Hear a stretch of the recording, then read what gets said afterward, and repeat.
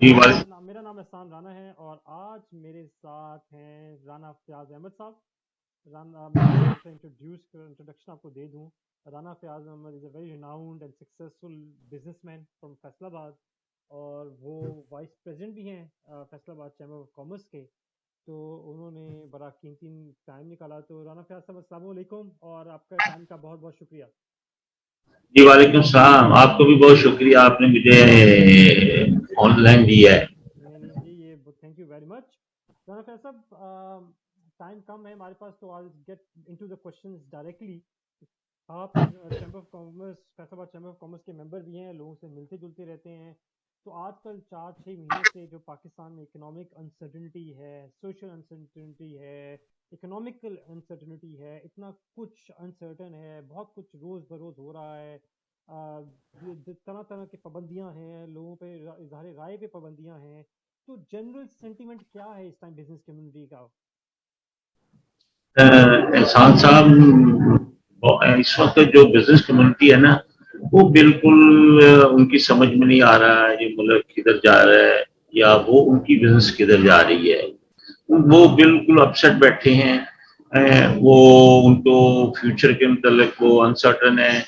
खासकर पाकिस्तान के अंतर्गत हम लोग अपनी बिजनेस से भी ज्यादा हमें पाकिस्तान का इस वक्त कंसर्न है कि भी पाकिस्तान किधर जा रहा है। तो अगर आप बिजनेस के अंतर्गत देखें तो इस वक्त एनर्जी की प्राइसेस इस हुकूमत ने इतनी ज्यादा कर दी हैं ना, बहुत मुश्किल है। वजह यह है क्योंकि इन्फ्लेशन इतनी ज्यादा है, लोग अपनी सर्वाइवल की जंग लड़ रहे हैं। उनके पास पहले ही उनका इनकम इन्फ्लेशन होने की वजह से उनके पास इतनी सेविंग ही नहीं है कि वो कोई दूसरी प्रोडक्ट खरीद सकें और ये खरीद सकें।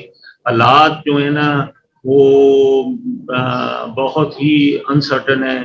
खासकर पॉलिटिकल जब तक स्टेबिलिटी नहीं आती, कोई परमानेंट हुकूमत नहीं आती, तो उस वक्त तक बिजनेस तो कभी आपको पता है ये जरूरी है बिजनेसमैन के लिए, बिजनेसमैन के लोगों के लिए कि मुल्क में ना पॉलिटिकल स्टेबिलिटी आए और ये चीजें ठीक होगी तो ये इतमाद बहाल करती हैं। वो जिससे हम आपके हमारे जो फॉरेन इन्वेस्टर है, सबसे पहले तो वो यही देखते हैं हमारी मुल्क, इस मुल्क में स्टेबिलिटी कैसी है, इकोनॉमी अपनी पॉलिटिकल स्टेबिलिटी है। इस वजह से पॉलिटिकल स्टेबिलिटी तो है नहीं है मुल्क में, माशाल्लाह लगी हुई है। जैसे आपने कहा है लोगों का फ्रीडम ऑफ स्पीच पे बिल्कुल पाबंदी तो नहीं है कही जा सकती। एक मार्शल जैसी सिचुएशन है, वो खुल के नहीं बोल सकते। तो राज साहब, तो मैं अभी ऑस्ट्रेलिया में बैठा हूँ, आप जानते हैं, आउट ऑफ क्यूरियोसिटी, क्या इतना चेंज हो गया इतनी जल्दी में? क्योंकि मेरा क्वेश्चन का थोड़ा कॉन्टेक्स्ट मैं आपको सेट कर दूं। क्या फैसलाबाद को पाकिस्तान का दिल समझा जाता है, इकोनॉमिक दिल समझा जाता है? कहा जाता है कि अगर फैसलाबाद अच्छा करता है, फैसलाबाद में बिजनेस अच्छा होता है, तो पाकिस्तान अच्छा करता है। तो 6 महीने पहले, 8 महीने पहले ये सुना जाता था कि लोग नहीं मिल रहे काम करने के लिए फैसलाबाद में। मतलब इतना एक्सपोर्टिंग बूम था, फैक्ट्री बूम था, लोग मिल नहीं रहे थे और 100% एम्प्लॉयमेंट थी। और अब ऐसा सुना जा रहा है कि फैक्ट्रियां बंद हो रही हैं, लोगों में बेरोजगारी पैदा हो रही है। तो 6-8 महीने में ऐसा क्या हो गया इतनी जल्दी, जो एकदम 180 डिग्री का टर्न अराउंड हो गया है फैसलाबाद में?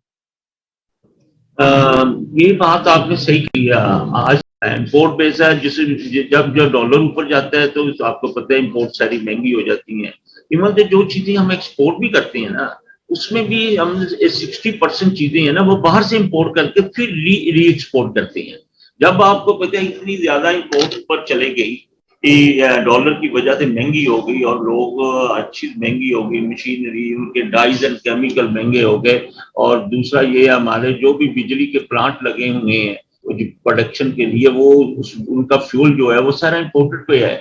कोल इम्पोर्टेड पे है, LNG इम्पोर्ट किया करते हैं। ये चीजें इम्पोर्ट करने की वजह से जब डॉलर का ऊपर गया है तो ये सारी इनपुट जो भी है ना, ये बड़ी प्राइसेस अब चलेगी, जिसकी वजह से एनर्जी बड़ी महंगी हो गई है।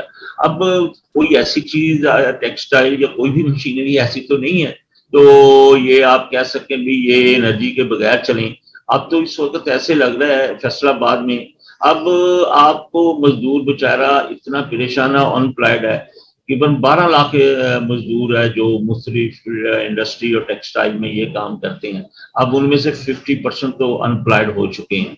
अगर ये चीजें बेहतर ना हुई हैं आने वाले दिनों में, एक और दो दिनों में, मैं नहीं समझता कि कोई इस वक्त तक कोई भी दूर दूर तक ऐसी चीज नजर नहीं आती जो इस बिजनेस को बेहतर कर देगी। और आने वाले लोग हैं, हमारी तो मीटिंग होती रहती है चैम्बर में मुख्तलिफ लोगों के साथ, मुख्तलिफ इंडस्ट्री के लोग आते हैं, जिसमें लूम्स है, साइजिंग है, स्पिनिंग वाले हैं, धागे वाले हैं, एम्ब्रॉयडरी वाले हैं, ये चीजें आते हैं तो ये बड़े मायूस हैं। एहसान साहब आपने बड़ा अच्छा सवाल पूछा है। ये सवाल है, ये चीज है जो असल बात है। आप देख लें, इन लोगों ने एक ना इमरान खान की और जो जो पीटीआई की गवर्नमेंट थी ना, उस वक्त आपको पता है ये मीडिया इन्होंने साथ में लाया। तो आपको पता है मीडिया आज का करंट दुनिया में मीडिया का बहुत अहम रोल है। इन्होंने मीडिया के जो बड़े बड़े एंकर थे उनको अपने साथ में लाया। और एक गलत, मैं अब कहता हूँ, मुझे तो उस वक्त भी मैं बिजनेसमैन था, मुझे पता था चीजें बेहतर हो रही हैं। पिछली गवर्नमेंट में ये हुआ ना, कोविड आ गया। फिर दूसरा ये है, वो नए नए बंदे थे, ये जो मुल्क को चलाने वाली मशीनी है जिसको एस्टेब्लिशमेंट कहते हैं, ब्यूरोक्रेसी कहते हैं, उन्होंने उनके साथ कोऑपरेट नहीं किया। और फिर कोविड आने की वजह से बड़ा उनको ना परेशान, उनको ना काफी परेशानी थी इस वजह से। वो उनको ना मेरे अपने भी ख्याल में है, और इसमें पीटीआई की गवर्नमेंट और इमरान खान साहब भी कहते हैं भी ये जो ब्यूरोक्रेसी है, ये एस्टेब्लिशमेंट इन्होंने नहीं। इसके बाद अब बेहतर हालात होने शुरू पूरी दुनिया में। कोविड की वजह से आपने देखा है भी पूरी दुनिया में लोगों इकोनॉमी बड़ी डिप्रेशन में आ गई थी, बड़े मुश्किल हालात थे पूरी दुनिया के। लेकिन इसके बाद जो आप देखें ग्रोथ रेट पीटीआई के जमाने में 6% आया है। अब वो 6% ग्रोथ रेट बहुत अच्छा ग्रोथ रेट था वह, जिससे आप देने मुल्क की एक्सपोर्ट बेहतर जा रही थी, मुल्क की रेमिटेंस बेहतर थी, टैक्स चीज है। अगर आप कोई पॉपुलर पार्टी होती है, कोई पॉपुलर लोग होते हैं जिन्होंने इलेक्शन जीतने की उम्मीद होती है कि अवाम में हमारा, अवाम हमें पसंद करती है, अवाम के दिलों में हम हैं, हम वो तो हमेशा कहते हैं आओ भी मैदान में आ जाए, हम भी इलेक्शन लड़ लेते हैं, आप भी लड़ लें, चलें ठीक है। लेकिन वो तो एक जो न्यूट्रल है इस मुल्क में, एक आप लफ्ज आपने सुना होगा, उनको साथ मिलाया हुआ है। और ऐसी पार्टियां आपस में मिली हुई हैं जिन्होंने पीछे माजी में एक दूसरे के जानी दुश्मन है, एक दूसरे को मारते थे, एक दूसरे पे केस किए हुए थे। एक अननेचुरल सा ये ना इत्तेहाद हुआ इनका, जिसको अवाम को भी पता है, पूरी दुनिया को पता है। ये पता है ये गवर्नमेंट का ना कोई प्लान है, ना इकोनॉमिकल प्लान है, ना कोई फ्यूचर प्लान है, तो ना कोई एनर्जी का प्लान है। मुल्क में एक एनर्जी के और बड़े ये जो चीजें ठीक है भी, इन हालात में तो उनको ही प्रायोरिटी देनी चाहिए, और हम दे भी रहे हैं। और ये नहीं है कि ये पीटीआई वाले या इमरान खान या जिन ये नहीं दे रहे, ये दे रहे हैं।